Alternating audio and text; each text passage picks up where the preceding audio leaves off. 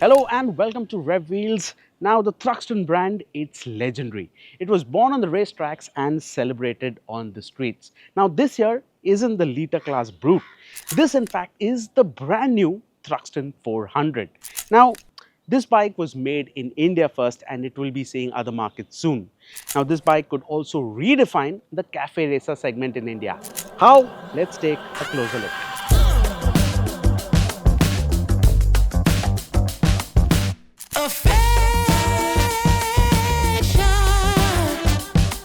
When it comes to design, Triumphs nailed the brief. This is a textbook cafe racer. Low slung stance, bullet seat cowl, sculpted tank with that Triumph triangle badge, clip-ons and a minimalist rear.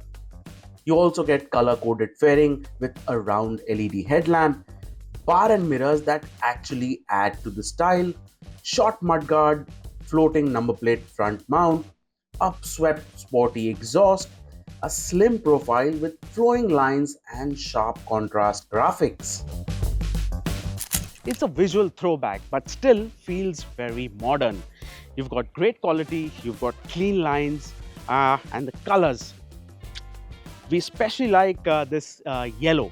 In fact, it's very bold, it's very unapologetic and it's very cafe.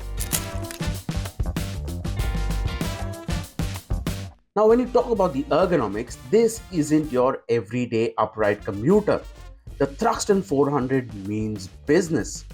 Clip-ons are 40 mm narrower and 246 mm lower than the Speed 400. The foot pegs are pushed back 86 mm and 27 mm upwards. The seat height is a manageable 790 odd mm. Now this is sporty, but it's not painful. I mean, you really lean into it and it gives you this kind of direct connection with the road. Now this might be a bit of a bother for long commutes in the city, but I think this setup is perfect for those weekend rides.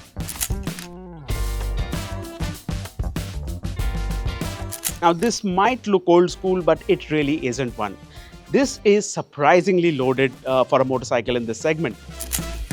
So you get an analog speedometer with a digital LCD, ride-by-wire throttle, switchable traction control, a torque assist clutch, USB-C charging, dual channel ABS, and LED lighting all around.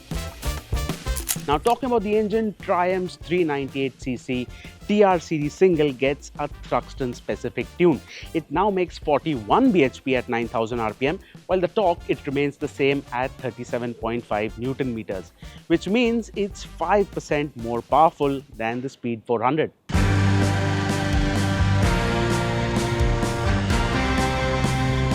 While the 5% power bump isn't that obvious, the TR400 has always been an eager engine.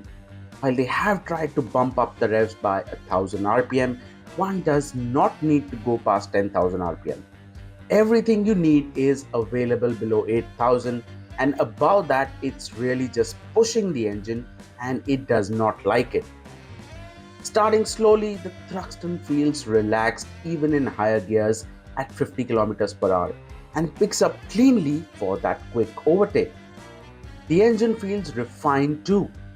Twist the throttle and it's just as quick to respond.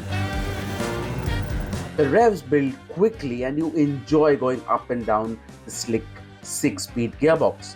But on the Thruxton is where we could have done with a quick shifter and we missed it. While we couldn't hit top speeds, the Thruxton should easily attain its 160 km per hour claimed top speed mark. What it can also do is cruise effortlessly at triple-digit speeds when you do hit those highways. Now, Triumph has given the Thruxton 400 its own chassis tuning. So you get revised geometry while the shocks at the rear has been stiffened and it gets preload adjustability as well.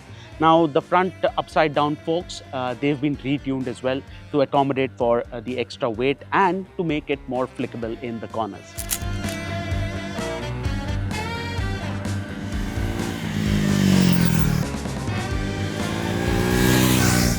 So in a nutshell, you get stiffer spring rates, 43 USD forks with reduced travel, preload adjustable monoshock with stiffer spring rates, sharper geometry with revised rake and trail, and stickier Apollo Alpha H1 tires.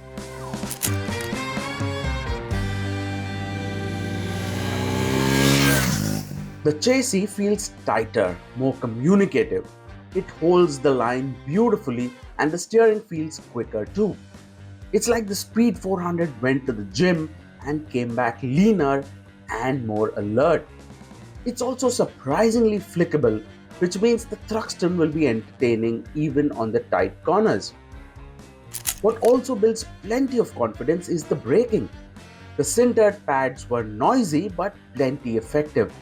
There's plenty of bite and feel as you drop the anchors right before a tight corner. The riding position, even though more relaxed than something like an R15, is still aggressive. The clip-ons are low and feel really sporty, but then it does take a toll on your wrists. Long commutes will find you resting your hands on the tank to give the wrists a breather, but then that's part and parcel of riding a motorcycle with a sporty riding position. What we were also surprised was with the ride quality. With a stiffer rear monoshock, we expected the Thruxton to not be happy with our bumpy roads, but it managed very well. The damping is spot on and the bike does not pogo over the bad stuff. Triumph have managed the damping really well, and the Thruxton really possesses a fine ride and handling balance.